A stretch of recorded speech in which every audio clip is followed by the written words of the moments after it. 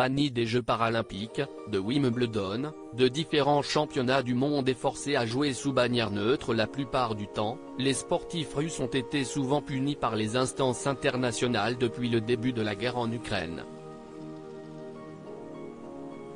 Si certains défendent cette décision, arguant que les sportifs sont un instrument du pouvoir ou encore que les Ukrainiens, eux, ne peuvent pas participer, d'autres trouvent ces boycotts injustes pour des athlètes qui n'ont rien fait de mal.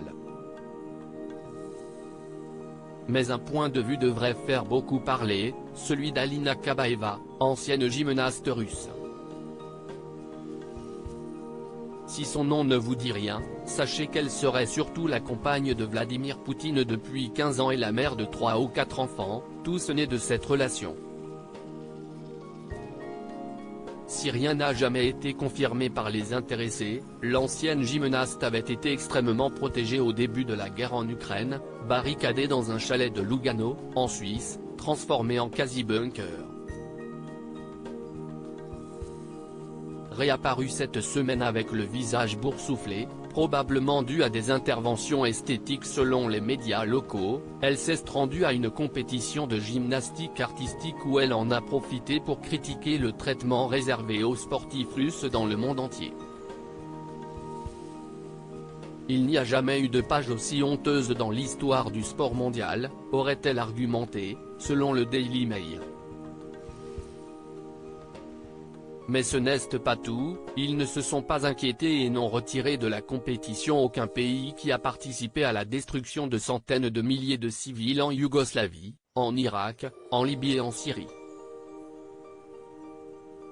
Mais les officiels sportifs étaient très en colère quand la Russie a décidé de protéger le Donbass et Lugansk des nazis, a-t-elle continué, reprenant les raisons qu'avait données son gouvernement pour justifier l'invasion de l'Ukraine. Une première prise de parole peu étonnante et qui défend donc l'action de Vladimir Poutine, oubliant que dans les premiers pays cités, la Russie était également accusée de massacres, notamment en Syrie. Mais peu importe la politique et le boycott, Alina Kabaeva le maintient et l'affirme, la Russie était, et il sera une grande puissance sportive, et vous ne pouvez rien y faire.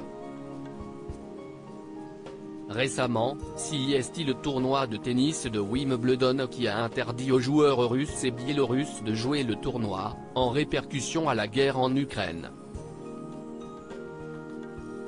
Une décision critiquée notamment par Andrei Roublev, qui a proposé de jouer et de reverser ses gains à une association en aide à des réfugiés. Alexandre Dolgopolov, ancien joueur ukrainien qui défend actuellement son pays par les armes, lui a répondu en le traitant de menteur.